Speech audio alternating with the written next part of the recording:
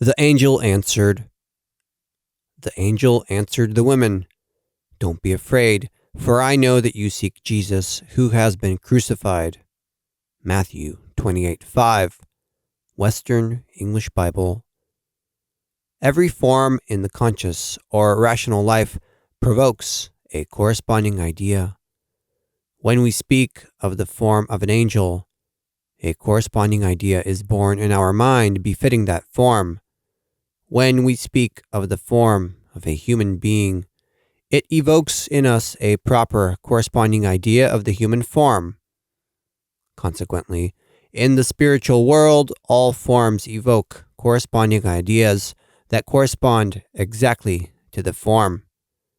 This is not so in the physical realm. In a beautiful form within the physical field, you can inject poison, but you can also inject some nectar, because the form does not always correspond to the idea that is injected. In the divine world, it is different. All the content that is put into the form corresponds to the meaning that is put into that content.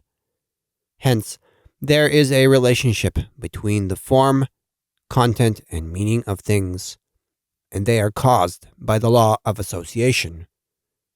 And when we speak of an intelligent life, we mean that regularity which proceeds mathematically as soon as we observe this law, and the law can only be observed in absolute purity. Purity is the medium in which forms can move with the least resistance, and the greater the resistance, the greater the deviation. Consequently, the difference in actions will be different, and our ideas and conceptions about life will be different. This is a great law upon which the future education of generations must rest. No religion, no science, no social system, no culture can be placed on a firm foundation without this inner understanding. Take a fact, which in my view is a form. Take a law, which is content. Take a principle, which is meaning. Therefore, there must be a connection between facts, laws, and principles. And on earth, there is not always a connection between facts and laws. A judge may convict a righteous man with all the evidence of his innocence, but according to the letter of the law, he finds him guilty. So, there is no law on earth, but there are forms and facts. Physical, earthly life is life without laws. Some live according to the law, but when? Only when this law is for their benefit, and they live without law when it is not for their benefit. Consequently, many people maintain that there ought to be laws. Why? Because they would be of benefit to them. And sometimes they maintain that there should be no laws. Why? Because they provide no benefit to them. For the rich man, in terms of money, the law is useful, but for the poor man, it is not useful. Hence, these are two different conceptions. People understand that life is about wealth, when wealth is only a result of the hard work that people have done in past ages. Wealth shows the degree a person has reached. The greatest riches are in nature. Man's greatest wealth is in his brain, and when he loses it, he says, "One can do without wealth." One cannot do without wealth. Wealth has meaning. It does not lie in jingling coins, but in the accumulation of those forces, of those forms. Consequently, the human form on earth is preferred over others because it contains the most forces and the most abundant life. All right, if your money causes your brain's energy to run out, I ask, how much is your wealth worth? If your money is a cracked barrel, a keg, or a poorly arranged barrel into which you pour your contents, your nectar, and it all leaks out, what is the barrel or the keg worth to you? We don't need an abundance of kegs, and we don't need cracked kegs and barrels. However expensive these barrels may be, I prefer a clay but sturdy barrel to a cracked and golden one. But let us return to the question of forms. In the divine world, every form is an emblem of a certain content, an emblem of a certain life. So whatever form you create on earth, when you enter the other world with that form, they will use it to read how you lived on earth, not only in this life, but in thousands of other lives. And they will know all the subtleties of your life, all that you have done in the greatest secrecy. Everything will be revealed. That's why the scripture says, nothing is hidden. This angel descended to earth and found the woman by the tomb. Women are the most fearful creatures on earth. There are no more fearful creatures on earth than these. When they are referred to as delicate and smart, they do it out of fear. And when they marry and give birth, they always marry and give birth out of fear. You will excuse me, but these are my own subjective perceptions, given the present state of women. I don't mean your souls specifically. No. This is how I understand your condition. That prisoner who is in prison, his pants are constantly trembling. He has reasons to be afraid. At every moment, he is afraid that somebody will come and catch him and take him out and punish him. In the same way, the woman has a reason to be afraid. I say, yes, life is tough. There are many prisons. There are guards there. The food is not healthy. And there are lice and all kinds of creepy things there. However, in this prison, they sometimes adorn the women with nice forms. When they want to put a woman in prison, they will put rings and bracelets on her. They will dress her up with a nice dress, and matchmakers will come on her behalf until they manage to imprison her. When they take her to prison, the godmother, the in-laws, they all disappear, leaving only the two prisoners and the guards around. If you'll excuse me, I am examining contemporary life in the form as it now appears, not the future ideal form. I am not in the least infringing on your beautiful longings that you want to get out of prison. Now, as you see, even Christ was put in such a prison, and it took an angel to descend and open the prison door to let Christ out. And when the women came looking for him, he said to them, I know who you are looking for. He is no longer there. He went out. Do you know how many so-called matchmakers went up to heaven to beg for Christ to come on earth? They said to him, We love you. Come among us. We will perceive your teaching. We will live as brothers amongst ourselves. And Christ was misled. He came down. But when he came down, they put him in prison. Guards came. The Jewish rabbis started arguing with him.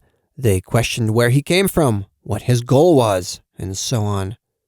This angel who had to come help Christ was beloved. This angel descends from heaven today. He wants to help you too. And only those who are in the tomb, in prison, but those who have not yet entered prison, who have yet to enter, they will be helped afterwards. There are some of you who have not yet entered prison. Prison is an abstract concept. This angel, this beautiful form, always signifies the rationality that comes to help humanity. This angel is not just an external form. It is an internal content. It is an idea that penetrates all people. Today, this angel knocks at every door and says to everyone, He's not here. That is, life is not here on earth. The way you build houses, the way you form countries, this and that, these are all empty things. Life is not here. This prison is only useful until the prisoner serves his sentence. School is useful until the student finishes his studies. The church is useful until the worshipers finish their prayer. Don't you think that there will be another way to educate in the future? There will be. In the previous lecture, I touched on two of the operations in mathematics, addition and multiplication. Now I will touch on subtraction and division. Subtraction is the inverse action of addition. Mathematicians say like this: given the sum of the two addends, this number is called the diminishable. One of them is the addend, also called the diminishing one, and we are looking for the other one, which is called the difference, or the remainder. Every new culture begins with subtraction. Those who make use of the law of subtraction must understand not only simple subtraction, but they must also understand those profound inner laws that transform matter, so you can bring matter from a state of addition into a state of subtraction. Now, you have in your minds the simple idea that subtraction is a simple matter. Who doesn't know how to reach in and take a few leva out of his coin pouch? Who doesn't know how to take a few leva out of his cash box or something from the barn? Indeed, it's very simple. But when it comes to subtracting, the process is a bit more complicated. You have to know how to subtract. Many mothers subtract at the wrong time. For instance, a mother aborts a child at 4, at 5, and at 6 months. This is all subtraction. The doctor comes and says, "This woman is weak. She doesn't have enough blood. She should remove this child." How should it be removed? Midwives come so they can show a new method for removing, and the doctor has his own method for removing. But both methods are dangerous. Nature knows how to remove, how to subtract. Any woman who subtracts according to the doctor's advice, every woman who subtracts according to the midwife's advice, carries the curse up to the 4th generation. Yes, you can bite your mouth. You can bite it 4 times. Nature knows only one way to subtract. Nature says, you will subtract only on the 9th month, the 9th hour, the 9th minute, and the 9th second. And this 9th hour can fall either in the evening or in the morning, depending on the rotation of the earth. If the 9th hour occurs when the sun sets, it will bring one result. If the 9th hour occurs when the sun rises, the result will be different. I am not talking about the established numbering we use, but there is a different kind of numbering in nature. Consequently, every subtraction has its determined time, its determined method, and anyone who uses another method bears a great responsibility. And all of our suffering now rests on the fact that some things are not subtracted on time. If a little worm manages to get inside a blossoming apple or pear, this fruit will fall earlier than the appointed time. Consequently, as soon as the fall of the fruit happens earlier, we understand that there is an extraneous cause that has disturbed the divine order of things. When I speak to you, I don't want you to delve into your past, but to see how you will live in the future. This past has already left its mark, and even if you pour out an entire barrel of tears, the Lord pays no attention. He's already satiated with tears. When people cry, they are trying to say that there is something in the tears. Yes, there is something. I brought up this fact another time, and I'll bring it up again. They catch a thief somewhere in Bulgaria and bring a case against him. The case was filed for stealing 25 leva. His lawyer begins to defend him. Dear judges, the defendant did not do this on purpose because there was 25,000 leva in the same place. The criminal began to cry. Why are you crying? They asked him. I'm crying, Your Honor, because I didn't see these 25,000 leva. If I were in that judge's place, I would have pardoned the defendant. He says, I am not a man who only steals a little. I also steal a lot. What my attorney says is not right. I am only sorry that I didn't see all that money. Now, you modern-day people are attorneys and say, I don't commit great crimes. I commit small crimes. You don't speak the truth. A person who commits a small crime is also capable of committing a great crime. You have to say, I didn't have the conditions to commit a great crime.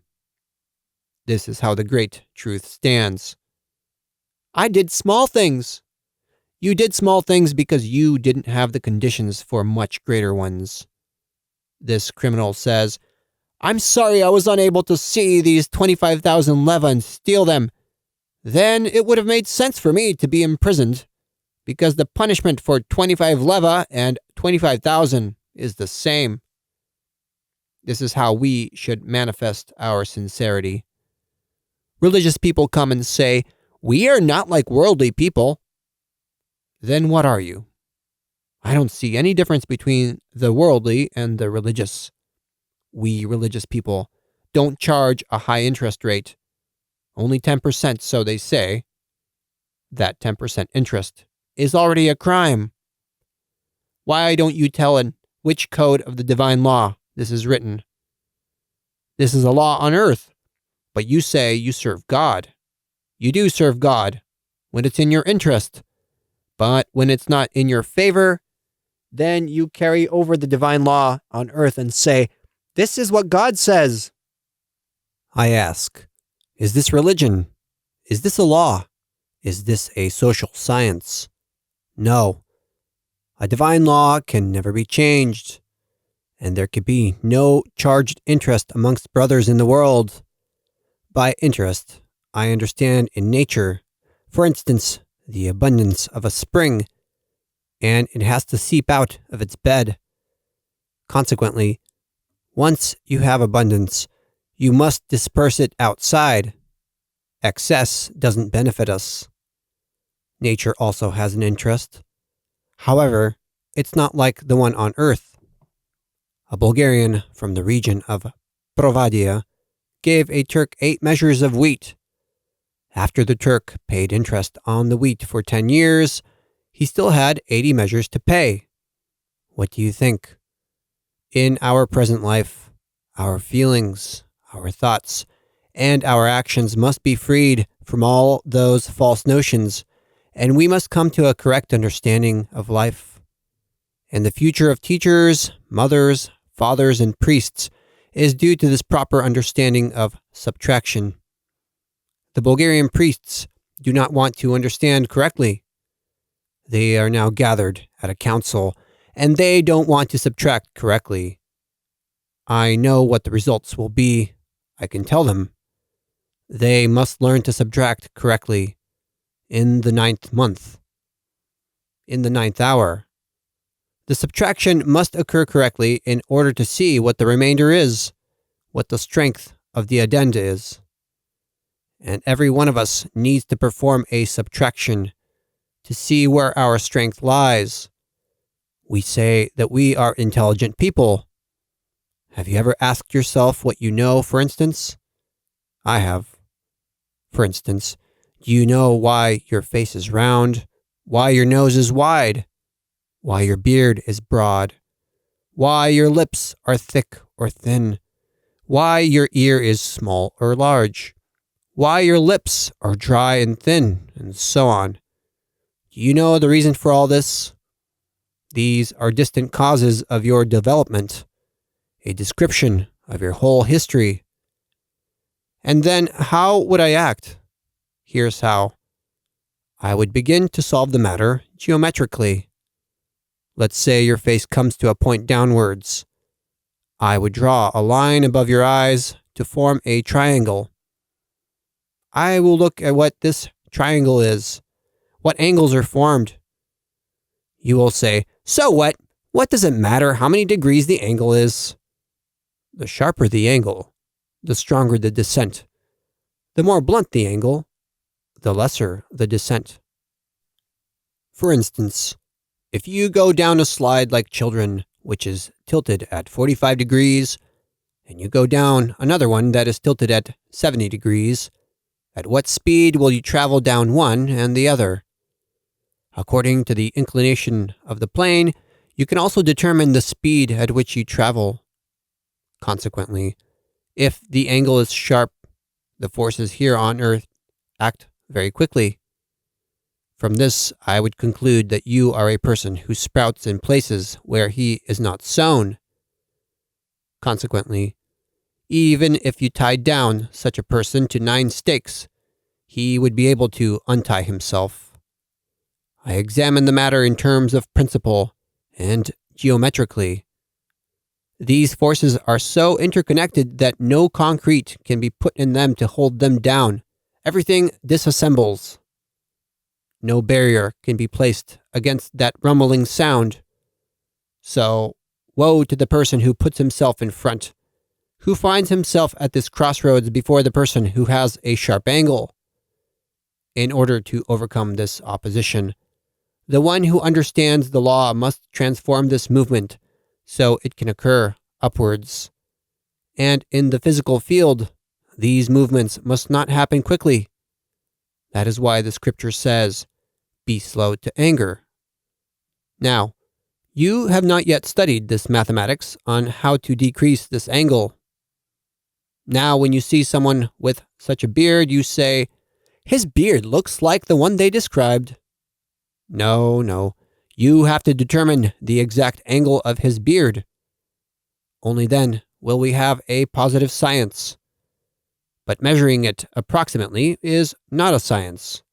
These are only assumptions for you. This angel came to tell the women that one cannot go on like this in the future. You say, "In the future, when I'm a better person, I will educate my children well, and we will eventually live according to the new teaching." No. The angel says that one cannot live in the divine world with if and maybe. This is what one ought to say in heaven. I will be a good person, and I already am a good person. If I'm going to be a bad person, then I already am a bad person. But to say that you could possibly be a good person without being one, this cannot be. And so, to be good and bad doesn't depend on external conditions, but it depends on us in principle. And when someone becomes jealous and yearns to be like God, a certain criminal tendency arises in him. Every individual, every soul, or every spirit who is jealous and wants to be like God in all his magnitude, his power, his reason, certain criminal tendencies arise in him. Because the absolute magnitude is one, and every person who wants to form a different magnitude gives birth to evil. So, evil appears from the desire to be like God, and not in any other way, but in magnitude, in power. You resemble that woman who said to her husband one day, "If you love me so much, let me rule over the kingdom for 3 days." "Why? What is it?" her husband asked. "I want to have that experience, to see what it means to rule." Finally, her husband agreed. In 3 days, this woman had her husband hanged. And if they let you reign, in 3 days, you would hang your loftiest ideas.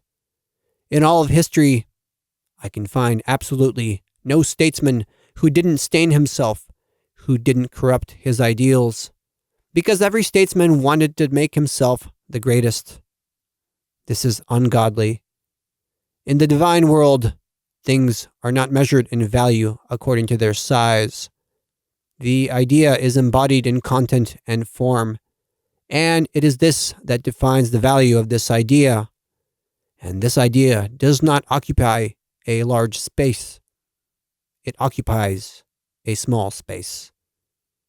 And that is why the scripture says, "God resists the proud, but gives grace to the humble." This means God gives way to the small forms, but to those who want to embrace the world, he destroys them. Notice this. If a person desires to make his body greater than it is in God's program, the greatest misfortunes will befall him.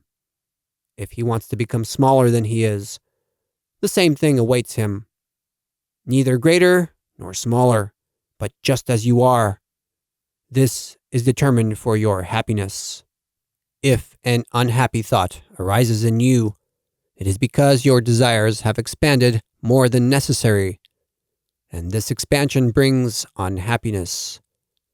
You will find this desire, you will cut it off, and you will say to it, "You have become bigger in my country than you need to be, and you are starting to torment your brothers." Now both men and women suffer from their great desires. Well, I ask you now, if you have a friend, how would you describe him? How should he be? What height? What shape would you give him? A good man is a rational number on earth. His dimensions and his magnitude are precisely and mathematically determined. His magnitude does not differ by even one millionth of a millimeter, according to God's determined measure. His height, the length of his face, the number of hairs on his head, everything is precisely, mathematically enumerated and measured. If this inner harmony is lost, then the desires have been corrupted. So, when we speak of an ideal life, we understand the proportionality of its parts, and this corresponds to its content, which corresponds to the person's thoughts. Do not think that it's easy to create a beautiful form. It takes billions of years to create a beautiful form, and the materials for this must come from all the stars. And one must wait millions of years for this substance to enter into this form. And when I tell modern people that the stars matter, they say that it is something meaningless. It is meaningless to them, but meaningful to us. For us, the sighs of suffering people are real, and we hear them from thousands of kilometers away. But for deaf people, they are distant. This is in relation to our hearing, which is not equally developed. And so, this angel who came to help Christ, to remove the stone from the tomb, said to the women, to all of mankind, "I know that you seek Jesus who was crucified." By this angel, I understand the human mind when it applies itself. You need to be smart. Smart, I say, but smart in the way the world understands. You have to be smart like that king from 12,000 years ago.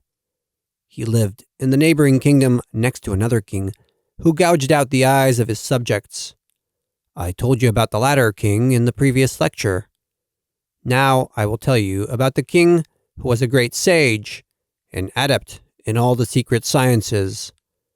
His palace was made in such a way that all its rooms moved mechanically in different directions, to the left, to the right, forward and backward.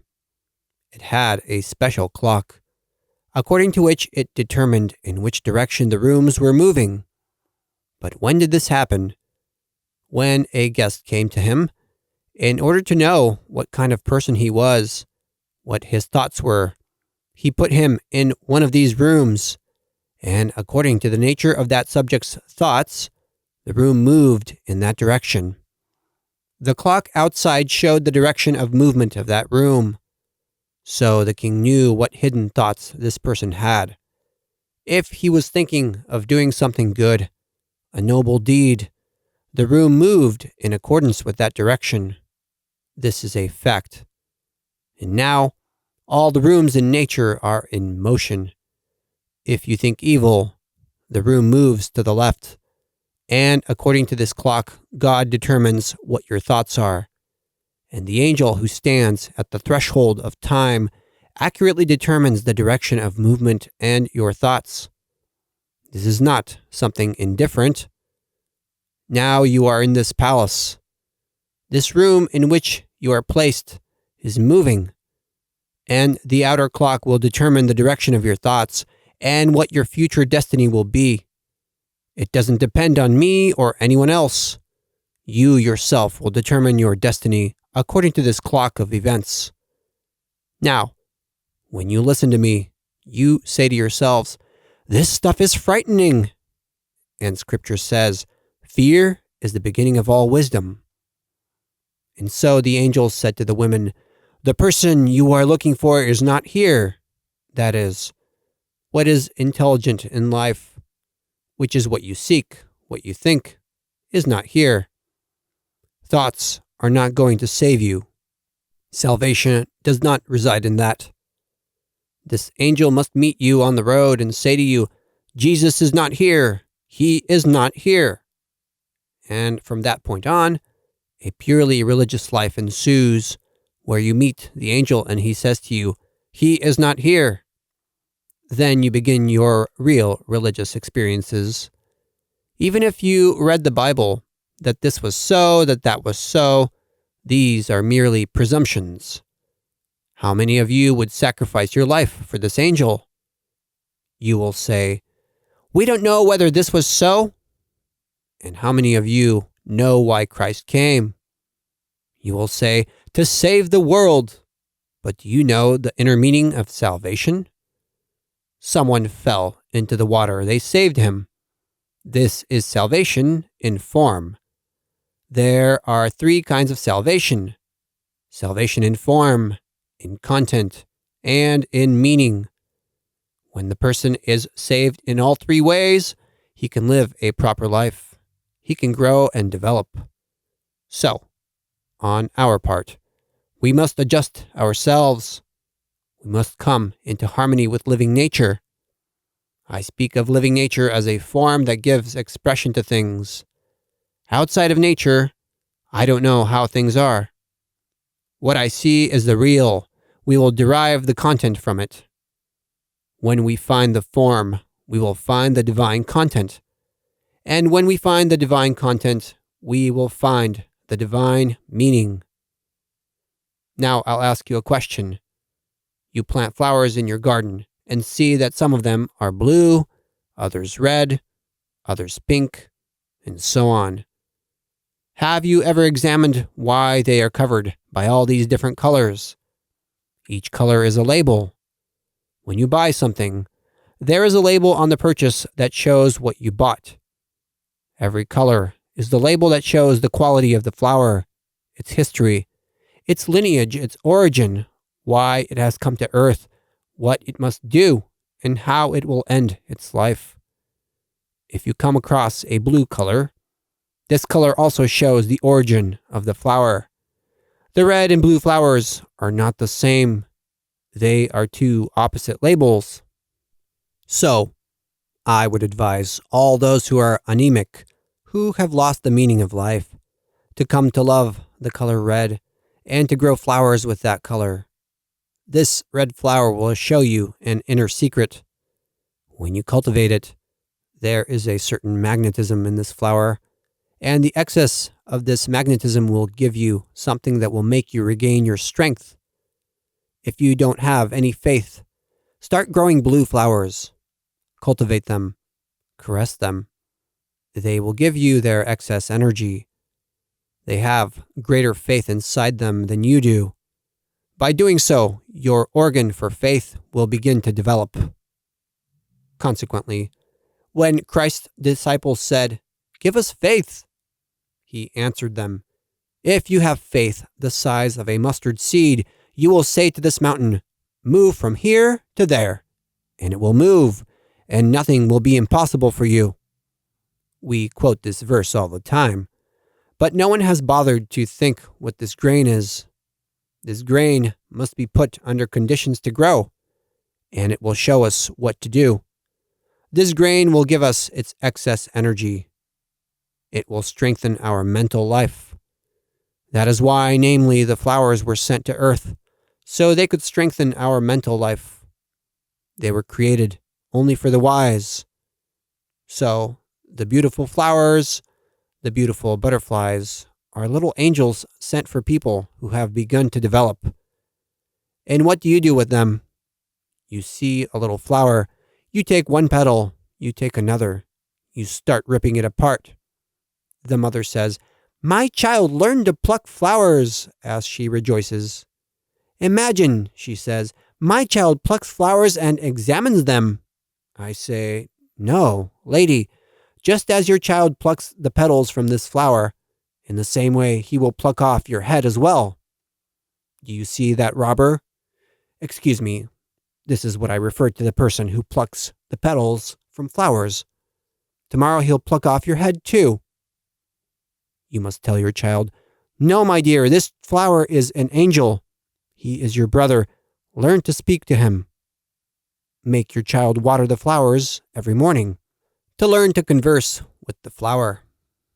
If you do this, you will see what kind of children you will have. If you bring this new method to the upbringing of the child, you will see what a good result you will eventually have. This is just a project. I would give you methods for educating the children, but with our present understanding, I cannot give them. Now I will let the Lord speak roughly to you, but one day, when you seek the Lord, I will say to you, come now and I will tell you what you should do. I know many things, but for now, I will keep them in my bag. I don't lend money and I don't give money with interest. I will bury it and you will cry. If you cry to do God's will, good. But if you cry to rob me, I tell you that I cannot open this divine cash register. This angel who opened the tomb is also with the flowers every morning when they blossom, opening every bud. Some woman says, if I were there to see Christ rising, to see the tomb being opened, how happy I would be. Hey, lady, how many times, how many years onward did the angel stop to open the buds? You say, we know what blossoming is. You don't know what it is. This blossoming occurs within our minds, within our hearts. So all these emblems must come to life. I want you to be able to see, and not to walk only by touching. Some woman says, put my hand there so I can touch to see whether something is there. I say, woman, it's easier to open your eyes than to touch. In Christ's time, people got around by touching, but now it is by seeing. The sin belongs to the one who doesn't see. To tell you to go out at evening time to see is a sin on my part. But when the dawn begins to break, it is a surprise if I don't tell you, go out to see this light, to see what you have never seen before. What will you see? That great divine world which you have never seen. That world cannot be described, but it must be seen. A beautiful young woman cannot be described, but she must be seen. In the beautiful, in that malleable beauty, there are pleasant divine vibrations. This angel who came down brought this divine beauty. The angels are always described as beautiful. I ask you, have you ever met this angel? Some of you have. Have you been to the tomb? Did the angel tell you that Jesus isn't there? If he told you, I'm glad. Now the second step. Which way should you go? Go and tell my brothers that I am in Galilee. Did you tell your brothers? And you must go and tell your brothers that the angel came, that the stone is rolled away and Christ is not in the tomb. You will say, is it the right time to do this? When the Lord speaks and says, go, just go and do nothing more. This sun is rising outside. Down with all delusions. Don't think that this resides in some external form. No. Every external form must represent a certain idea. When you see the beautiful, it will give off certain vibrations.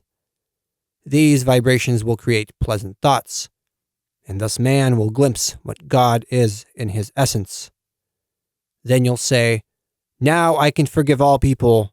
From now on, I say to this world, goodbye. Your pants will no longer tremble. And what people think, what society thinks, what the people think will be indifferent to you. You will say to yourself, I can do everything for this world in which I now live. This world depends on the other world. So you must establish this correct thought in your hearts. Strive to form beautiful forms. If I ask you, what is the form of a virtuous person? Can you describe it to me? You say, this is a good person. But we don't just use the approximate statement like that. We use the positive. And we will say that this person is good because his attributes are such and such. Modern day people are ridiculous. They take a book by some author. Suppose some great teacher from the past spoke to his disciples. These disciples passed it on. Others wrote it down. Some translated it into many languages. In order to understand this teaching of his, you have to project his thoughts backwards until you come to the very state of the teacher. It's good to read the book by the teacher, but it's better to listen to what he says. It's good to read the book of nature, but it's better to hear what it says. If you are unable to hear, at least it's good to learn to read its meaning. Then what is the form of a good person? It is absolutely definite. A gentleman goes to a wealthy merchant with the intention of asking him for money to borrow and says, "Sir, looking at my face, how much money can you lend me?" The merchant looked at him, stared at him, and said, "How much money can I lend you?" 1,000 leva. That's as far as he went. He was able to entrust him with 1,000 leva.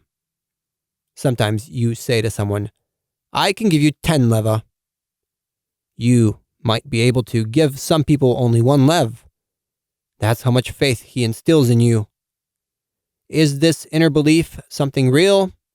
Yes, it rests on certain laws. We know whether a man will lie to us or not. And when we give him money, we know whether he will return it or not by intuition. You say, "Something whispered to me from the inside, saying that he wouldn't return them. But alas, let it come from me." Nothing remains hidden. Every unfulfilled promise remains on this person's face as a formless line. He becomes coarser and coarser until he degenerates. Never try to destroy a beautiful divine thought within you, even if it costs you your life. Stand up for this beautiful form. Stand up for its content. Stand up for this idea. This form, this content, this idea will resurrect you anew. But if you lose the form, you lose everything. Then the person, having lost his human form, comes to earth no longer as a person, but in a lower form. If he loses even that, he will begin to degrade. When you are sent to earth, God says, "You have lost your form, hence you will be given a form that suits you." This is what they call degeneration. And the Theosophists refer to it as wandering of the soul. If we don't observe the laws of the forms, we can possibly end our evolution. And this is why the angel came to give knowledge to people about how to live. When a woman marries, the art is not in the marrying. The art is not in giving birth, but in the meaning behind the birth, the meaning behind marrying. You marry either to give a proper form or for other reasons. This is why the scripture says, "What therefore God has joined together, let no man pull apart." You must give what God has created the conditions to manifest itself, yet you give it no opportunity. So you can admire the forms, but don't stop them. If you try to stop a form, you are a criminal. The Turks say, "Güzelin." This means to look at the beautiful, which ennobles it. But to possess the beautiful, to deprive other people of the beautiful, is a transgression. And all the evil lies in this. When a person begins to rise morally, others begin to stop him, saying, "He's not so good." They throw mud on his name until they sully him. How could this not take place? This form will be deformed because the beauty is in those features that nature has put there. If we smooth them out, what will remain? Oftentimes, Bulgarians display the following habit. They make a nice fountain in the park. Some Bulgarian passes by it, stops, drinks water, sharpens his axe. A second one passes by, drinks water, sharpens his axe. A third one passes by. A fourth does the same thing. Hardly 4 or 5 years pass by, and they say, "Hey, this fountain bed looks really dilapidated." And now, some person decides to manifest something, and everyone says, "Give us the axe so we can try him out." One person, a second one, a third one try him out. And then they say, "This fountain bed has become dilapidated." This is no philosophy. Do not sharpen your axe at the bottom of the fountain bed. You can do your laundry there, but you can't sharpen your axe. Now both men and women are constantly sharpening their axes over each other's backs. Why do men and women lay waste to each other? Because they are sharpening their axes over each other's backs. Not much time passes, and you see the woman is ruined. How could she not be ruined? You are not allowed to sharpen your axe over the woman's back. You are not allowed to sharpen your axe over the man's back. That's his spine. It's the most delicate place. The most dangerous perturbations occur there. So this angel who has now come down among you wants to teach you to respect what God has given you, to respect your lungs, your brain, your stomach. You have no right to let some selfish thought pass through your eyes. As soon as you accept some selfish thought through your eyes will change. Then your nose will also become crooked. If you accept the most beautiful energies through your eyes, everything will be right. Your eyes, nose, your teeth. Now many say, "May Christ come in the world and save us." Christ came into the world and told the people that they have to love each other, that they have to have love amongst themselves. The people said, "We tried love. We have it. Look at him. He came to preach love to us." The men said, "We tried love." The women said the same. Well, good. I'm telling you something else. The beautiful forms, the absolute forms that God has created in the world, shouldn't be destroyed. You should use this valuable content that God has given, but it shouldn't go out. Don't destroy the power that is in this content. Don't use it in another way. The man who was given to you, do you even know who he is? Do you even know what he is? Do you know what the woman is? "Hey, she's a woman," you say. I would give a prize to the person who can write what a woman and a man are in form, in content, and in power. Let the person describe the woman according to that beautiful form, and the man according to that beautiful form. These are the most beautiful things. Remove the people. Remove the form of the butterflies, the flowers, the fruits, and nothing will remain. These little flowers and butterflies, these forms bring joy. They have something great, a divine content within. When two of you women get together, say, "My sister possesses great divine content within." Yet you say, "I know her." Don't look at the outward form. Someone may have put an advertisement on the outside. Apart from these advertisements, the person has inner content. This content of your minds, this content of your hearts must be valued until your minds come into contact, until your hearts come into contact, until your spirits come into contact. You cannot come to know each other. To know a person, you must come into contact with his mind, his soul, his heart, and his spirit. This is the real culture in the world. This is science, which is why mothers give birth to their sons and daughters. I gave birth to him, she says. Good. You did the first thing. That's nice. Now you must find your child's mind, then the heart, the soul, and finally his spirit. You must come into contact with all this, and then you can say that you gave birth to a child and know him. Then an angel will meet you and say, Woman, your child is not in the womb. You meet this angel. You say, We know this angel, he is good. He's an angel until he gets married. The woman is an angel until she gets married. There are no male and female angels among the married. While they still don't know each other, they say, This person is noble. Once they come to know each other, they say, He's not noble. No, he's a great man. Why? Because we don't know him. And the great science in all this resides in knowing the one great God. Life resides in the following, in knowing our soul. So, this angel is now standing in front of everyone's door. You will study the forms. You will study the content. You will not study the outer form, which is superficial. It will come down. If you are clairvoyant, you will see that another person is being prepared in this person.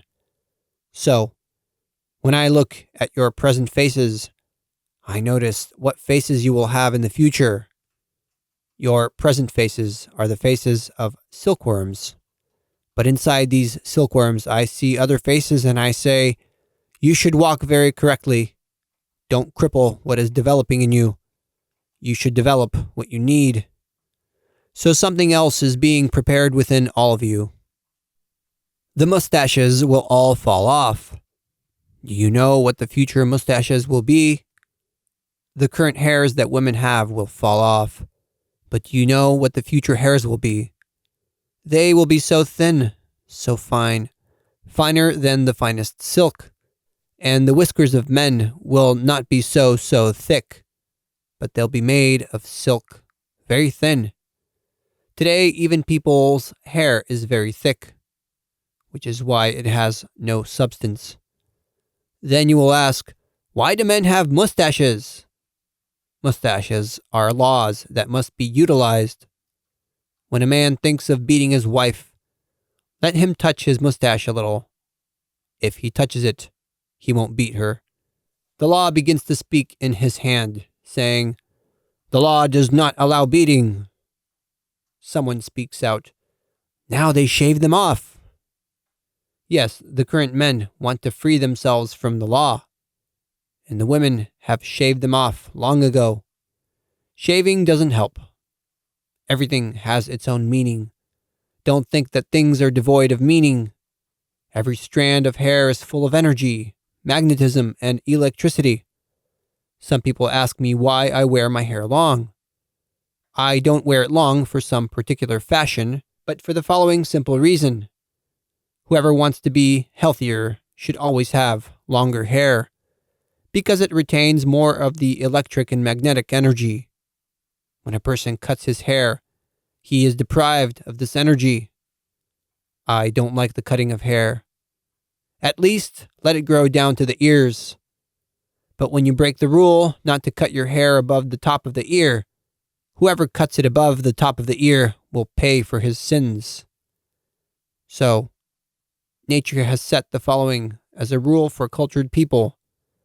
They may not cut their hair lower than the top of their ears, and women are allowed to wear long hair, but they may also cut it. Everything we stand for has meaning.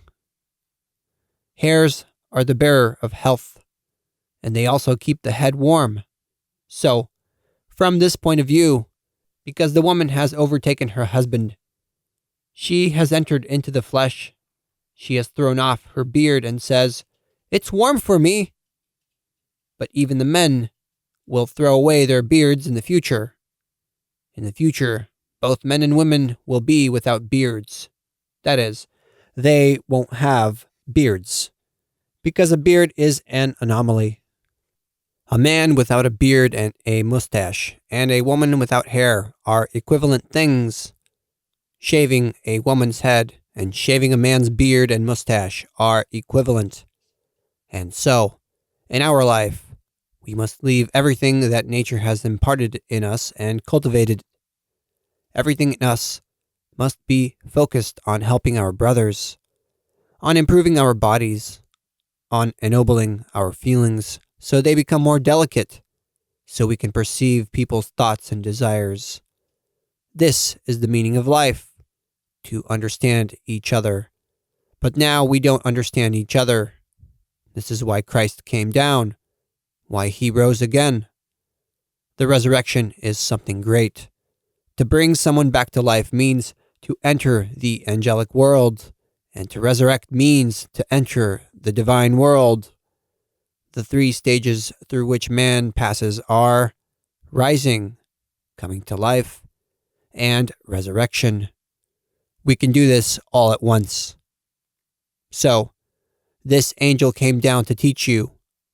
Many of you need extensive knowledge, and not only knowledge of books, but knowledge of those profound experiences, of that living faith, to know how to live with God and have Him speak to you every day. The Lord needs to tell you one word every day. Every day He should tell you one mystery. What is important in this lecture is the following. You need to know that in 24 hours, God speaks only once. What I have told you so far is only a preface to what I am going to say now, which is the following. Know that in 24 hours, God speaks only one time. You will find that moment for yourselves. I won't tell you when it is. In this 24-hour period, not only does God speak, but all the angels as well. All the higher beings, all of them take 1 second out of time to have their say. When God speaks to some people, they are asleep.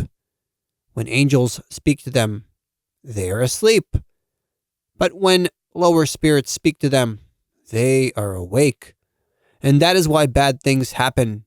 Consequently, the most important thing is to be awake at that moment when God speaks. He will say only one word, which will be a good thing.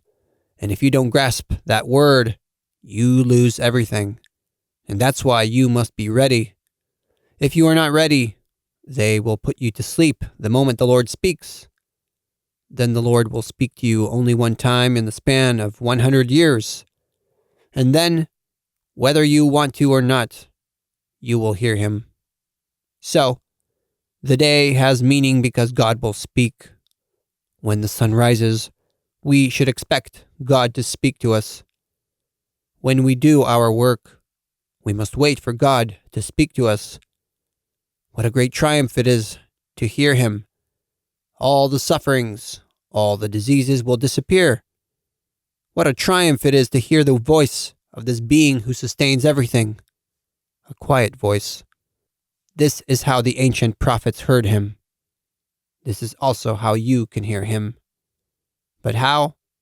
In this way, not in any other way. So, you have 365 occasions during the year in which God can speak to you. But until now, you have not had a single occasion. You haven't created the conditions to perceive Him. You have had occasions when angels have spoken to you, but not God. No. There are some to whom the Lord has spoken, but they are few. Don't be deceived by anything else. The divine life does not consist in fasting, in tormenting the body, in distorting our mind and our bodies. The divine life is not contained in everything that exists now. It is a great harmony. You will eat, but not too much. You won't overeat. You will sleep, but not too much. You will dress nicely, but nothing in excess. You will have what you need, but only what is necessary. And this is how you must all live. This is everything. This is why we have come to earth, to learn to listen to the voice of God, because in heaven one cannot listen to the voice of God. If we could listen to him from there, we would not have come. We have come to learn this art of listening to the voice of God. That is why all beings must incarnate. They must come to suffer here for millions of years to learn music, so that when they develop their hearing, they will understand God's voice.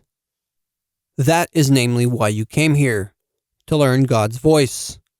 There was a time when you were in heaven, and you knew many things, but you forgot them. Why? Because you were too good. Because you were very trustworthy. God said, I am sending you to learn, and to have you pass through the whole universe. So, life is only now beginning for you. But you say, we should go to heaven. Today is important. The Lord will speak again today. Let's see how many of you will hear his voice, and how many of you will fall asleep. When you return home, you will ask, how can the Lord speak? Some will say, we heard him. Don't be fooled. I can't describe to you how God speaks. Love cannot be described in its manifestations. If you verbalize that which you love, you stain it. When you love, be silent.